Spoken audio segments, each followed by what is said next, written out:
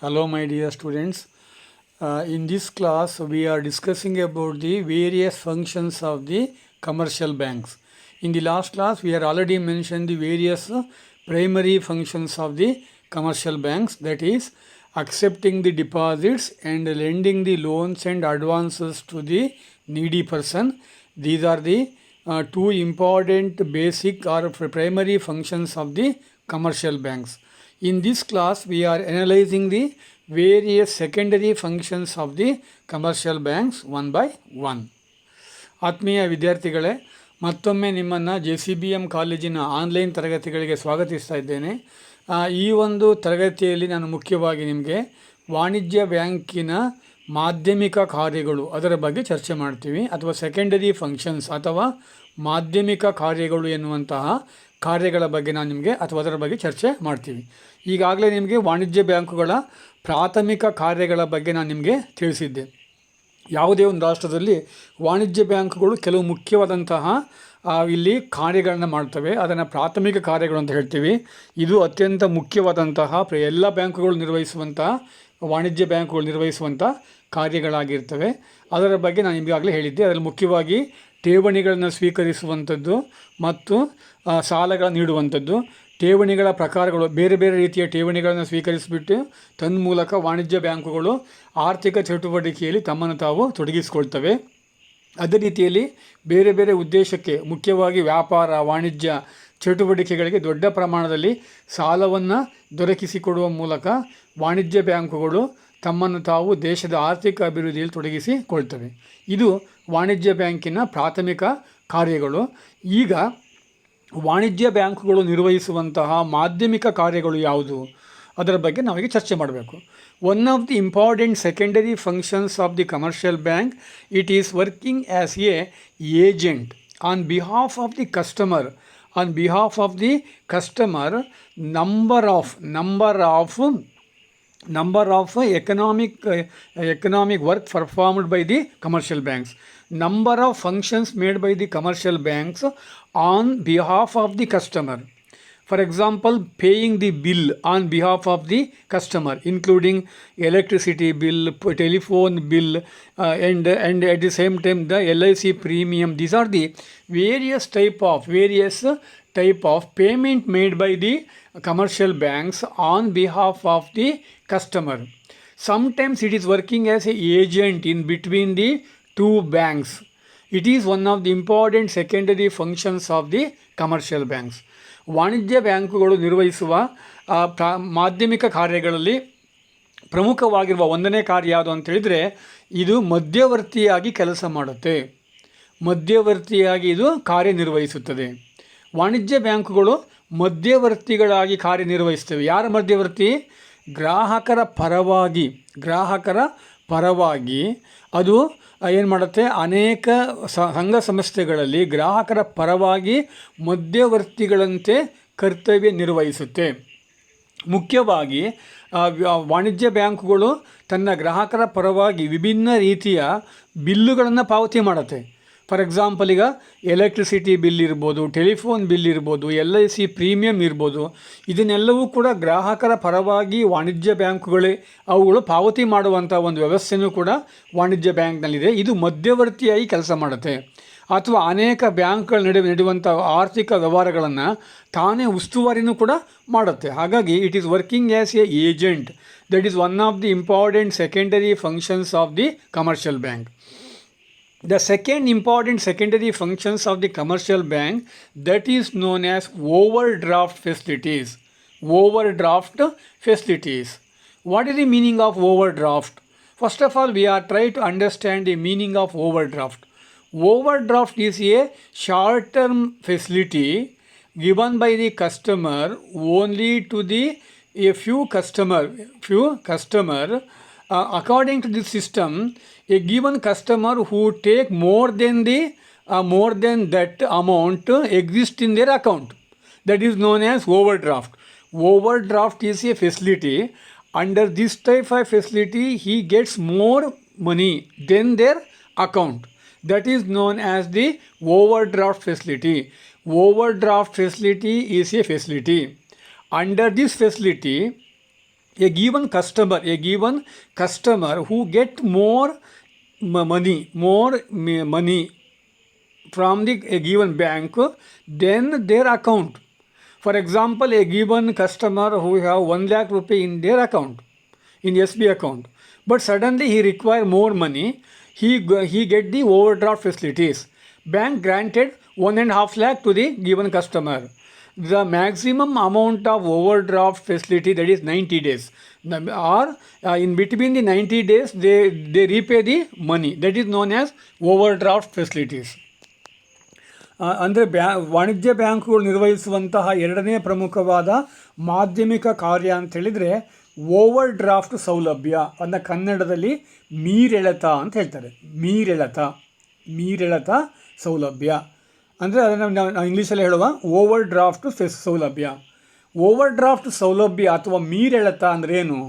ಇಲ್ಲಿ ಮೀರೆಳೆತ ಅಥವಾ over draft ಸೌಲಭ್ಯ ಅಂತೇಳಿದರೆ, ಯಾವುದೇ ಒಂದು ವಾಣಿಜ್ಯ ಬ್ಯಾಂಕಿನಲ್ಲಿ ಖಾತೆಯನ್ನು ಹೊಂದಿರುವಂಥ ಗ್ರಾಹಕ ತನ್ನ ಖಾತೆಯಲ್ಲಿರುವಂಥ ಹಣಕ್ಕಿಂತ ಹೆಚ್ಚಿನ ಹಣವನ್ನು ಪಡೆದುಕೊಳ್ಳುವಂಥ ಒಂದು ವ್ಯವಸ್ಥೆ. ಯಾವುದೇ ಒಬ್ಬ ಗ್ರಾಹಕ ತನ್ನ ಖಾತೆಯಲ್ಲಿ ಏನು ಹಣವನ್ನು ಆತ ಹೊಂದಿರ್ತಾನೆ, ಏನು ಖಾತೆಯಲ್ಲಿ ಆತ ಹಣವನ್ನು ಹೊಂದಿರ್ತಾನೆ, ಅದಕ್ಕಿಂತ ಹೆಚ್ಚಿನ ಹಣವನ್ನು ಖಾತೆಯಿಂದ ಪಡೆಯುವಂಥ ಒಂದು ಸೌಲಭ್ಯಕ್ಕೆ ನಾವು ಓವರ್ ಡ್ರಾಫ್ಟ್ ಅಥವಾ ಮೀರೆಳೆತ ಸೌಲಭ್ಯವೆಂದು ಕರೆಯುತ್ತೇವೆ. ಈಗ ಫಾರ್ ಎಕ್ಸಾಂಪಲ್, ಈಗ ಒಬ್ಬ ಗ್ರಾಹಕನ ಖಾತೆಯಲ್ಲಿ 1 ಲಕ್ಷ ರೂಪಾಯಿ ಅಕೌಂಟಲ್ಲಿ ಹಣ ಇದೆ, ಅಥವಾ ಗ್ರಾಹಕನ ಖಾತೆಯಲ್ಲಿ 1 ಲಕ್ಷ ರೂಪಾಯಿ ಇದೆ. ಆತನಿಗೆ ಸಡನ್ಲಿ ಏನಾಗುತ್ತೆ, ಆತನಿಗೆ ಹಣದ ಅವಶ್ಯಕತೆ ಉಂಟಾಗ್ಬಿಡುತ್ತೆ, ಹೆಚ್ಚಿನ ಹಣ ಬೇಕಾಗುತ್ತೆ. ಈ ಹೆಚ್ಚಿನ ಹಣ ಬೇಕಾದಾಗ ಆತನಿಗೆ 1.5 ಲಕ್ಷ ರೂಪಾಯಿ ಹಣವನ್ನು ವಾಣಿಜ್ಯ ಬ್ಯಾಂಕ್ಗಳು ಕೊಟ್ಬಿಡ್ತವೆ. ಹೇಗೆ ಕೊಡ್ತವೆ? ಈ ಒಂದು ಸೌಲಭ್ಯದ ಮೂಲಕ. ಇಂಥ ಸೌಲಭ್ಯವನ್ನು ಓವರ್ ಡ್ರಾಫ್ಟ್ ಸೌಲಭ್ಯ ಅಂತ ಕರೀತಾರೆ. ಓವರ್ ಡ್ರಾಫ್ಟ್ ಅಂದೇನು? ಬ್ಯಾಂಕುಗಳಲ್ಲಿ ಗ್ರಾಹಕನು ತನ್ನ ಖಾತೆಯಲ್ಲಿ ಹೊಂದಿರುವಂತಹ ಹಣಕ್ಕಿಂತ ಹೆಚ್ಚಿನ ಹಣವನ್ನು ಪಡೆದುಕೊಳ್ಳುವಂತಹ ಒಂದು ಸೌಲಭ್ಯ. ತಾನು ಖಾತೆಯಲ್ಲಿ ಏನು ಹಣವನ್ನು ಹೊಂದಿರ್ತಾನೆ ಅದಕ್ಕಿಂತ ಹೆಚ್ಚಿನ ಹಣವನ್ನು ಪಡೆದುಕೊಳ್ಳುವಂತಹ ಒಂದು ಸೌಲಭ್ಯಕ್ಕೆ ನಾವು ಮೀರೆಳೆತ ಅಥವಾ ಓವರ್ ಡ್ರಾಫ್ಟ್ ಸೌಲಭ್ಯ ಅಂತ ಕರಿತೀವಿ. That is one of the important secondary functions of the commercial banks. The third important secondary functions of the commercial bank, that is discounting bill of exchange or discounting the bill. That is one of the important secondary functions of the commercial bank. Discounting bill means the pay the money, accepting the bill produced by the customer and pay the bill. That is the discounting of bill. Discounting of bill is nothing but a given commercial bank who accepting the bill produced by the customer and pay the money. That is discounting of bill. That is the discounting of bill of exchange. The bill of exchange, it is one of the important the media of transfer of money from one person to another person. Bill of exchange is nothing but it is a assurance given by the one customer to another customer to pay the certain amount in the near future. That is known as bill of exchange. Bill of exchange is nothing but it is an assurance given by the one customer to another customer to pay the fixed amount, pay the specified amount in the near future in writing. That is known as bill of exchange. Those bill of exchange are produced by the customer in their bank. Those bill of exchange are accepted by the banks and produce the amount to the customer. That is the discounting of bill of exchange. That is one of the important secondary functions of the commercial banks. ವಾಣಿಜ್ಯ ಬ್ಯಾಂಕುಗಳು ನಿರ್ವಹಿಸುವಂತಹ ಮತ್ತೊಂದು ಪ್ರಮುಖವಾದ ಮಾಧ್ಯಮಿಕ ಕಾರ್ಯ ಅಂತೇಳಿದರೆ ಹುಂಡಿಗಳನ್ನು ಮುರಿಯುವುದು. ಹುಂಡಿಗಳನ್ನು ದೇವಸ್ಥಾನದ ಹುಂಡಿ ಅಲ್ಲ, ಇದು ಹುಂಡಿಗಳು ಅಂತ ಬ್ಯಾಂಕ್ನಲ್ಲಿ ಬಳಸ್ತಾರೆ. ಹುಂಡಿಗಳು ಅಂತ ಹೇಳ್ಬಿಟ್ಟು, ಹುಂಡಿಗಳು ಅಂದರೆ ಏನು ನಮಗೆ ತಿಳ್ಕೊಳ್ಳುವ. ಹುಂಡಿಗಳು ಅಂತೇಳಿದರೆ ಒಬ್ಬ ಗ್ರಾಹಕನು ಅಥವಾ ಒಬ್ಬ ಬ್ಯಾಂಕಿನ ಗ್ರಾಹಕನು ಮತ್ತೊಬ್ಬ ಗ್ರಾಹಕನಿಗೆ ಮುಂಬರುವ ದಿನಗಳಲ್ಲಿ ನಿರ್ದಿಷ್ಟ ಮೊತ್ತವನ್ನು ಪಾವತಿಸುತ್ತೇನೆ ಎಂದು ಲಿಖಿತವಾಗಿ ಬರೆದುಕೊಂಡಂತಹ ಒಂದು ಪತ್ರ. ಬರೆದುಕೊಟ್ಟಂತಹ ಒಂದು ಪತ್ರ, ಅದನ್ನು ನಾವು ಹುಂಡಿ ಅಂತ ಹೇಳ್ತೀವಿ. ಹುಂಡಿ ಅಂದ್ರೇನು? ಒಬ್ಬ ಗ್ರಾಹಕನು ಇನ್ನೊಬ್ಬರ ಗ್ರಾಹಕನಿಗೆ ತಾನು ಪಾವತಿ ಮಾಡಬೇಕಾದ ಹಣವನ್ನು ಮುಂಬರುವ ದಿನಗಳಲ್ಲಿ ಪಾವತಿಸ್ತೇನೆ ಎಂದು ಲಿಖಿತವಾಗಿ ಬರೆದುಕೊಟ್ಟಂತಹ ಒಂದು ಪತ್ರ. ಒಬ್ಬ ಗ್ರಾಹಕನು ಮತ್ತೊಬ್ಬ ಗ್ರಾಹಕನಿಗೆ ಏನು ಹಣವನ್ನು ಪಾವತಿ ಮಾಡಬೇಕಾಗಿರುತ್ತೆ, ಪಾವತಿ ಮಾಡಬೇಕಾದ ಹಣವನ್ನು ನಾವು ಪಾವತಿಸ್ತೇನೆ ಅಂತ ಹೇಳಿ ಲಿಖಿತವಾಗಿ ಬರೆದುಕೊಟ್ಟಂತಹ ಒಂದು ಪತ್ರ. ಲಿಖಿತವಾಗಿ ಬರೆದುಕೊಟ್ಟಂತಹ ಒಂದು ಪತ್ರಕ್ಕೆ ನಾವು ಬಿಲ್ ಆಫ್ ಎಕ್ಸ್ಚೇಂಜ್ ಅಥವಾ ಹುಂಡಿಗಳು ಅಂತ ಹೇಳ್ತೇವೆ. ಈ ಹುಂಡಿಗಳನ್ನು ಮುರಿಯುವುದಂದ್ರೇನು? ಅಂತಹ ಪತ್ರಗಳನ್ನು ಯಾರು ಗ್ರಾಹಕರು ಬ್ಯಾಂಕಿಗೆ ತರ್ತಾರೆ, ಅಂದರೆ ಆ ಪತ್ರಗಳನ್ನು ತಂದಂಥ ಗ್ರಾಹಕರಿಗೆ ಬ್ಯಾಂಕುಗಳು ಹಣವನ್ನು ಪಾವತಿಸ್ತವೆ. ಅದನ್ನು ಹುಂಡಿಗಳನ್ನು ಮುರಿಯುವುದು ಅಂತ ಹೇಳ್ತಾರೆ. ಆ ಪತ್ರಗಳನ್ನು ತಂದಂಥ ವ್ಯಕ್ತಿಗೆ ಹಣವನ್ನು ಪಾವತಿಸ್ತಾರೆ. ಮುಂಬರುವ ದಿನಗಳಲ್ಲಿ ಆ ಗ್ರಾಹಕನ ಖಾತೆಯಿಂದ ಹಣವನ್ನು ತನ್ನ ಖಾತೆಗೆ ವರ್ಗಾಯಿಸಿಕೊಳ್ತವೆ.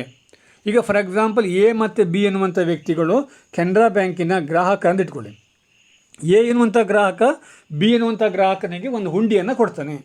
ಕೊಟ್ಟಾಗ ಆ ಗ್ರಾಹಕ ಏನು ಮಾಡ್ತಾನೆ, ಕೆನರಾ ಬ್ಯಾಂಕಿಗೆ ಬಂದುಬಿಟ್ಟು ಆ ಹುಂಡಿನ ಪ್ರೊಡ್ಯೂಸ್ ಮಾಡಿದಾಗ ಬಿ ಗ್ರಾಹಕನ ಪರವಾಗಿ ಏನು ಹುಂಡಿ ಇರುತ್ತೆ ಅದನ್ನು ಆತ ಅದರ ಅಮೌಂಟನ್ನು ಎ ಗ್ರಾಹಕನಿಗೆ ಬ್ಯಾಂಕ್ಗಳು ಕೊಟ್ಟುಬಿಡ್ತವೆ. ಆ ಸಮಯ ಮೀರಿದ ನಂತರದಲ್ಲಿ ಬಿ ಗ್ರಾಹಕನ ಖಾತೆಯಿಂದ ಹಣವನ್ನು ತನ್ನ ಬ್ಯಾಂಕಿಗೆ ವರ್ಗಾಯಿಸ್ಕೊಳ್ತವೆ. ಇದನ್ನು ಹುಂಡಿಯನ್ನು ಮುರಿಯುವುದು ಅಂತ ಹೇಳ್ತಾರೆ. That is one of the important secondary functions of the commercial banks. The next important secondary functions of the commercial banks, that is provide the locker facility. Locker facilities is another important facility given by the commercial bank to the customer. For the sake of kept the valuable assets in the safe custody of a given bank, the locker facilities is a facility provided by the commercial banks. It is helpful to the customer a lot of in the modern days. ವಾಣಿಜ್ಯ ಬ್ಯಾಂಕುಗಳು ಅಥವಾ ವಾಣಿಜ್ಯ ಬ್ಯಾಂಕ್ಗಳ ಮತ್ತೊಂದು ನಾಲ್ಕನೇ ಪ್ರಮುಖವಾದ ಮಾಧ್ಯಮಿಕ ಕಾರ್ಯ ಯಾವುದು ಅಂತ ಹೇಳಿದರೆ, ಇಲ್ಲಿ ಲಾಕರ್ ವ್ಯವಸ್ಥೆಯನ್ನು ಒದಗಿಸುವುದು. ಅಂದರೆ ಬೆಲೆ ಬಾಳುವ ವಸ್ತುಗಳು, ಗ್ರಾಹಕರು ತನ್ನ ಬೆಲೆ ಬಾಳುವ ವಸ್ತುಗಳನ್ನು ಸುರಕ್ಷಿತವಾಗಿ ಕಾಪಾಡಿಕೊಳ್ಳುವಂತಹ ಸಲುವಾಗಿ ಬ್ಯಾಂಕುಗಳಲ್ಲಿ ಲಾಕರ್ ವ್ಯವಸ್ಥೆಯನ್ನು ಅವ್ರು ಪಡ್ಕೊಳ್ತಾರೆ. ಲಾಕರ್ ವ್ಯವಸ್ಥೆಯನ್ನು ಗ್ರಾಹಕರಿಗೆ ಮಾತ್ರ ನೀಡಲಾಗುತ್ತೆ. ಬ್ಯಾಂಕಿನಲ್ಲಿ ಯಾರು ಖಾತೆಯನ್ನು ಹೊಂದಿರ್ತಾರೆ ಅವರಿಗೆ ಲಾಕರ್ ಒಂದು ವ್ಯವಸ್ಥೆಯನ್ನು ಹೊಂದಿರ್ತಾರೆ.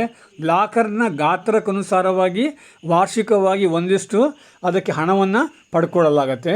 ಲಾಕರನ್ನು ಯಾರು ಹೊಂದಿರ್ತಾರೆ ಅದರ ಒಂದು ಕೀಯನ್ನು ಬ್ಯಾಂಕುಗಳು, ಮತ್ತೊಂದು ಕೀಯನ್ನು ಆ ಕಸ್ಟಮರು ಹೊಂದಿರ್ತಾರೆ.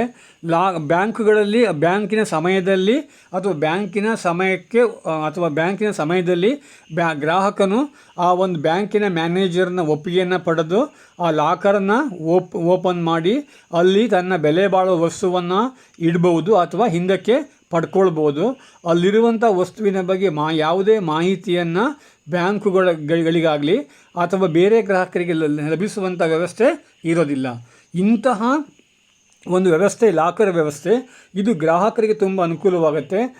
ಇವತ್ತಿನ ಸಂದರ್ಭಗಳಲ್ಲಿ ಅತ್ಯಂತ ಬೆಲೆ ಬಾಳುವ ವಸ್ತುಗಳನ್ನು ಮನೆಯಲ್ಲಿ ಇಟ್ಟುಕೊಳ್ಳುವಂಥದ್ದು ಸುರಕ್ಷಿತವಲ್ಲ ಎನ್ನುವಂಥ ಕಾರಣಕ್ಕೋಸ್ಕರವಾಗಿ ಬ್ಯಾಂಕುಗಳಲ್ಲಿ ಚಿನ್ನ ಅಥವಾ ಬೆಳ್ಳಿಯಂತಹ, ವಜ್ರದಂತಹ ಅಥವಾ ಬೆಲೆ ಬಾಳುವ LIC ಬಾಂಡ್ಗಳನ್ನು ಅಥವಾ ಇನ್ಯಾವುದೋ ಅಂದರೆ ಬೆಲೆ ಬಾಳುವ ಆಭರಣಗಳನ್ನಲ್ಲಿ ಇಡುವಂಥ ಒಂದು ವ್ಯವಸ್ಥೆ ಇರುತ್ತೆ. ಇದನ್ನು ಲಾಕರ್ ವ್ಯವಸ್ಥೆ ಅಂತ ಕರಿತೀವಿ. ಇದು ವಾಣಿಜ್ಯ ಬ್ಯಾಂಕುಗಳು ಗ್ರಾಹಕರಿಗೆ ಕೊಟ್ಟಂಥ ಒಂದು ಸೌಲಭ್ಯ. ಇದನ್ನು ನಾವು ಮಾಧ್ಯಮಿಕ ಕಾರ್ಯ ಅಂತ ಕರಿತೀವಿ. ಇನ್ನೊಂದು ಪ್ರಮುಖವಾದ ಮಾಧ್ಯಮಿಕ ಕಾರ್ಯ ಅಂತ ಹೇಳಿದರೆ issuing the travellers cheque. Issuing the traveler's check, that is one of the important secondary functions of the commercial banks.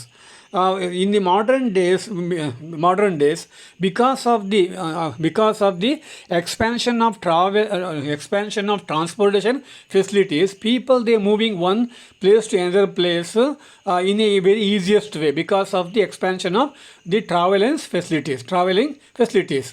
At the time of traveling from one place to another place, a given producer who requires some amount of money At the time of to fulfill the requirements of the customer in the traveling time, the traveler's check is to be issued.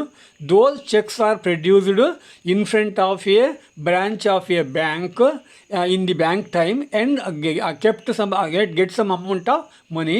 That is known as the traveler check facility. It is one of the important facilities. Facilities are provided by the commercial banks. ವಾಣಿಜ್ಯ ಬ್ಯಾಂಕ್ಗಳು ನಿರ್ವಹಿಸುವಂಥ ಮತ್ತೊಂದು ಮಾಧ್ಯಮಿಕ ಕಾರ್ಯಗಳು ಅಂತ ಹೇಳಿದರೆ ಇಲ್ಲಿ travellers cheque, ಪ್ರಯಾಣಿಕರ ಚೆಕ್ಕುಗಳಂತ ನಾವು ಕರಿತೀವಿ. ಪ್ರಯಾಣಿಕರ ಚೆಕ್ಕುಗಳ ಸೌಲಭ್ಯವನ್ನು ಒದಗಿಸ್ತಾರೆ. ಹಾಗಾದರೆ ಪ್ರಯಾಣಿಕರ ಚೆಕ್ಕುಗಳಂದ್ರೇನು? ಪ್ರಯಾಣಿಕರ ಚೆಕ್ಕುಗಳಂತೇಳಿದರೆ ಇವತ್ತು ನಿಮಗೆಲ್ಲ ಗೊತ್ತಿದೆ, ವಿಜ್ಞಾನ ತಂತ್ರಜ್ಞಾನ ಕ್ಷೇತ್ರದಲ್ಲಿ ಸಾಕಷ್ಟು ಬದಲಾವಣೆ ಆಗಿದೆ. ಸಾರಿಗೆ ವ್ಯವಸ್ಥೆಯಲ್ಲಿ ಇವತ್ತು ಸಾಕಷ್ಟು ಸುಧಾರಣೆಗಳಾಗಿವೆ. ಅದರಲ್ಲೂ ಪ್ರಮುಖವಾಗಿ ಇವತ್ತು ಈ ಒಂದು ವಿಮಾನಯಾನ ಸಾರಿಗೆ ಇಡೀ ಪ್ರಪಂಚವನ್ನು ನಮ್ಮನ್ನು ಹತ್ತಿರಾಗಿಸಿ ನಮ್ಮಲ್ಲಿ ತುಂಬ ಹತ್ತಿರಕ್ಕೆ ತಂದುಬಿಟ್ಟಿದೆ. ಈಗ ಪ್ರಯಾಣಿಕರು ಒಂದು ಪ್ರದೇಶದಿಂದ ಇನ್ನೊಂದು ಪ್ರದೇಶಕ್ಕೆ ಅವರು ವರ್ಗಾವಣೆ ಅಥವಾ ಪ್ರಯಾಣ ಮಾಡ್ತಿರ್ಬೇಕಾದ್ರೆ ಹಣವನ್ನು ದೊಡ್ಡ ಪ್ರಮಾಣ ತೆಗೆದುಕೊಂಡು ಹೋಗೋದು ಸುರಕ್ಷಿತವಲ್ಲ ಎನ್ನುವಂಥ ಕಾರಣಕ್ಕೋಸ್ಕರವಾಗಿ ಏನು ಮಾಡ್ತಾರೆ, ಇಂಥ ಟ್ರಾವೆಲರ್ಸ್ ಚೆಕ್ಗಳನ್ನು ಅವರು ಕೊಂಡೋಗ್ತಾರೆ. ಈ ಟ್ರಾವೆಲರ್ಸ್ ಚೆಕ್ಗಳನ್ನು ಖಾತೆಯನ್ನು ಹೊಂದಿರುವಂಥ ವ್ಯಕ್ತಿಗಳಿಗೆ ನೀಡ್ತಾರೆ.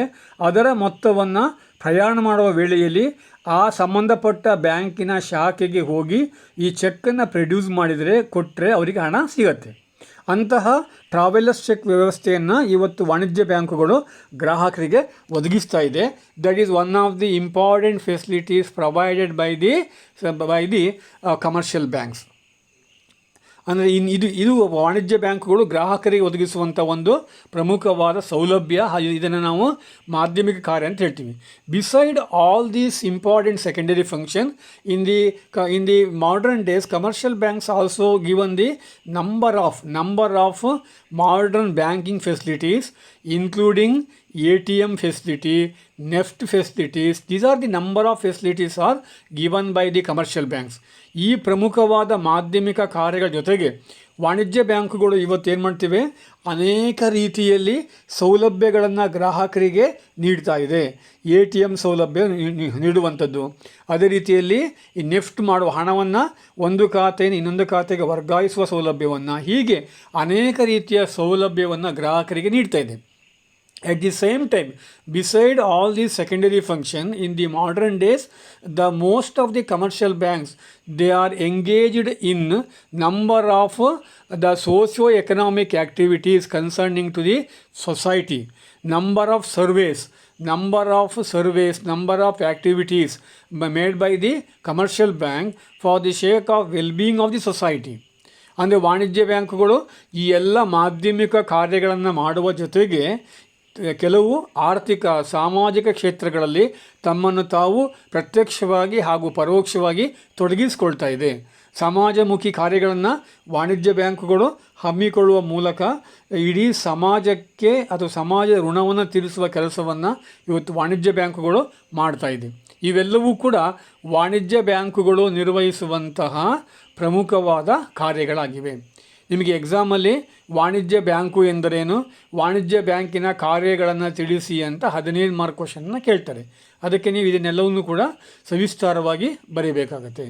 ಮುಂದಿನ ತರಗತಿಯಲ್ಲಿ ವಾಣಿಜ್ಯ ಬ್ಯಾಂಕಿಗೆ ಸಂಬಂಧಪಟ್ಟಂಥ ಇತರ ವಿಷಯಗಳ ಬಗ್ಗೆ ನಾವು ಚರ್ಚೆ ಮಾಡೋಣ. Thank you.